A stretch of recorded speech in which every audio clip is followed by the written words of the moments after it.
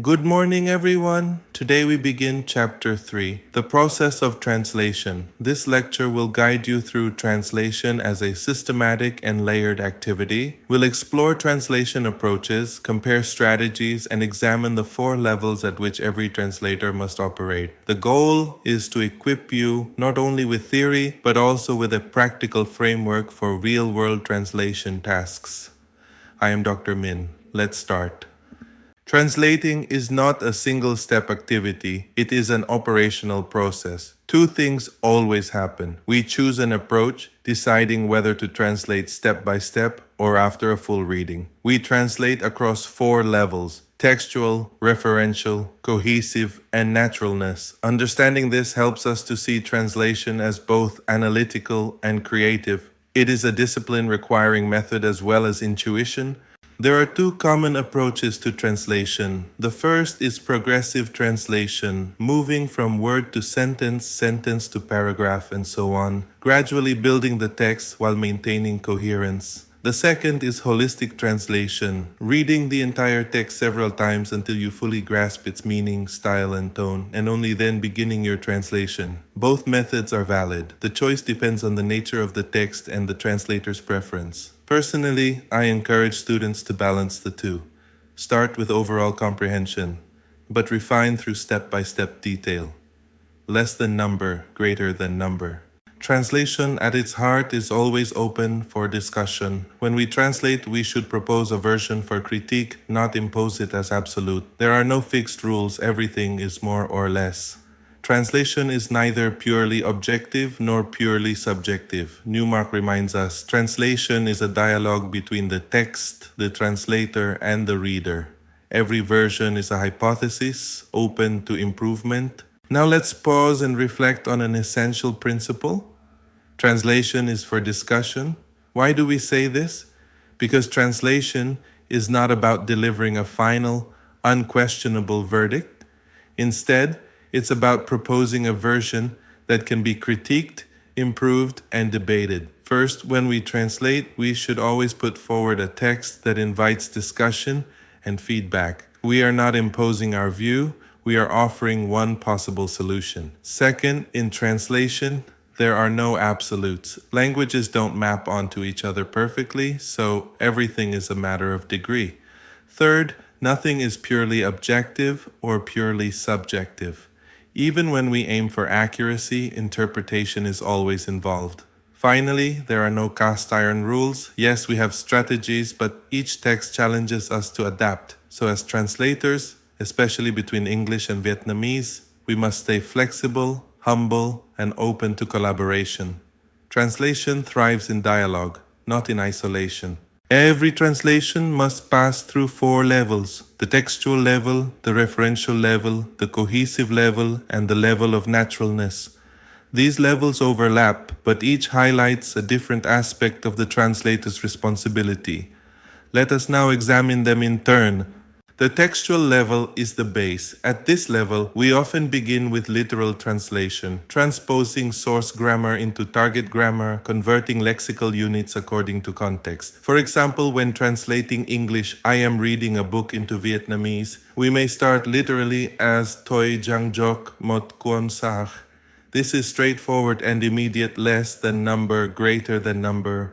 However, the textual level is not mechanical. The translator makes intuitive conversions based on what seems appropriate in context. For instance, how are you in English might not always be Ban Koi Kong. In some contexts, Dao Nai the Now is more natural. This shows how the translator's immediate impression interacts with the textual level. Less than number, greater than number. The referential level is closely tied to the textual level, but it focuses on content, the actual message, and its meaning. After decoding the words, the translator builds a conceptual representation of the text. This is where semantics dominate. At this stage, additional knowledge and context supplement the words. For example, understanding the White House announced requires us to see it as a metonym for the US government. Less than number, greater than number. At this level, the translator must step back from the text and visualize the reality behind it. Now, we must ask, What was the writer's real intention? For instance, translating "it's raining cats and dogs" cannot be done literally. The referential image tells us this is simply mua nu trut nuoch. Thus, we should never read a sentence without imagining its referential meaning. Less than number, greater than number. The cohesive level ensures the text holds together logically. Cohesion is achieved through lexical and grammatical links, making sure sentences connect in sequence, time, space, and logic. At this level, the translator checks whether the translated text flows, not just whether individual sentences make sense. Less than number, greater than number. Cohesion has two aspects. The first is structure. This is about connectives that link sentences, words like however, therefore, meanwhile. For example, in Vietnamese, tuy nien, dojo, trong kijo create logical bridges. Without these, a translation may sound fragmented or disorganized. Less than number, greater than number. The second aspect is mood or tone. Here, the translator identifies passages that are value-laden versus value-free. We must preserve the author's subjectivity or objectivity. If a passage in English is neutral, our Vietnamese must not impose emotion. The cohesive level regulates coherence and adjusts emphasis, ensuring the translated text is faithful in both logic and tone. Less than number, greater than number. The level of naturalness is fully target text-oriented. It determines sentence length, paragraph division, titles, and conclusion tone. The key question here is, does the translation read naturally in the target language? For example, does our Vietnamese text sound like something genuinely written in Vietnamese, or does it feel like a clumsy translation? Less than number, greater than number. Achieving naturalness faces common problems. Word order, overly literal one-to-one translation. For instance, English "she gave him a hand" must be "ko'y gupan ay," not "ko'y jocho anta mot bantay." Naturalness requires judgment beyond literal meaning. Less than number, greater than number. Other problems include making common structures sound unnatural, misleading cognates or false friends, overuse of participles, infinitives, or heavy nominalizations, using old-fashioned or overly formal diction. For example, rendering information technology as Kong He Thong Tin works, but Kai Thuat Thong Tin sounds outdated and awkward. Less than number, greater than number. Finally, issues of naturalness also arise from non-corresponding categories in SL and TL, tense and aspect, articles, idioms and metaphors, nominal compounds, collocations. For example, English "make a decision" should not be translated word for word as "lam mot kuyat jin." It must be "juara kuyat jin." Such adjustments make the translation truly idiomatic. Sometimes we encounter random elements that just sound unnatural in the target language, even when literally correct. This is where the translator's ear and sensitivity come in.